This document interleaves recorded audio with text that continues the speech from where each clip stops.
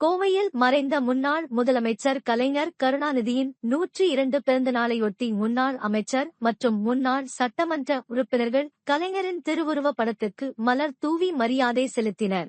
மறைந்த முன்னாள் முதல்வர் கலைஞர் கருணாநிதியின் 102 பிறந்த நாளை தமிழகம் முழுவதும் திமுக தொண்டர்கள் கொண்டாடி வருகின்றனர். அவருக்கு பல்வேறு அரசியல் தலைவர்கள் தங்களது வாழ்த்துக்களை தெரிவித்து வருகின்றனர். இதன் ஒரு பகுதியாக கோவை காந்திபுரம் பகுதியில் மாநகர் மாவட்ட திமுக சார்பில் பிறந்தநாள் கொண்டாட்ட நிகழ்ச்சி நடைபெற்றது. முன்னாள் சட்டமன்ற உறுப்பினர் கார்த்திக் தலைமையில் நடைபெற்ற இந்த நிகழ்ச்சியில் முன்னாள் அமைச்சர் பொங்கலூர் பழனிசாமி, மாநகராட்சி மேயர் ரங்கநாயகி, திமுக கலை இலக்கிய பகுத்தறிவு பேரவை துணைச் செயலாளர் மீனா ஜெயக்குமார் உள்ளிட்ட திமுக நிர்வாகிகள் பங்கேற்று கலைஞரின் திருவுருவ படத்துக்கு மலர் தூவி மரியாதை செலுத்தினர்.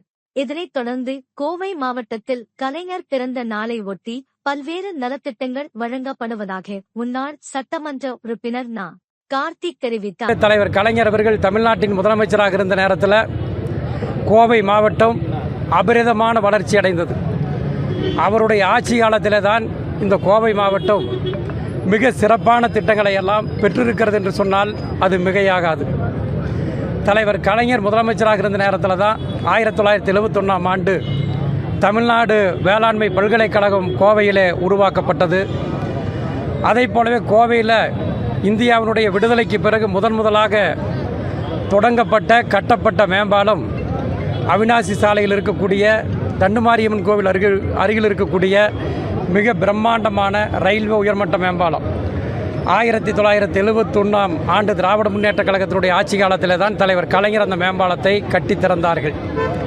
அதை போலவே கோவை மாநகரம் மட்டுமல்ல, கோவை மாவட்டத்தில் எதிர்காலத்தில் போக்குவரத்து நெரிசல் ஏற்படக்கூடாது, அதை போலவே பயணிகள் தங்குதடையின்றி சாலைகளிலே பயணிக்க வேண்டும், ரயில்வே பாதைகளை கடந்து செல்ல வேண்டும் என்பதற்காக நூற்றுக்கணக்கான ரயில்வே உயர்மட்ட மேம்பாலங்கள் திமுக ஆட்சியில் தான் கொண்டு வரப்பட்டன.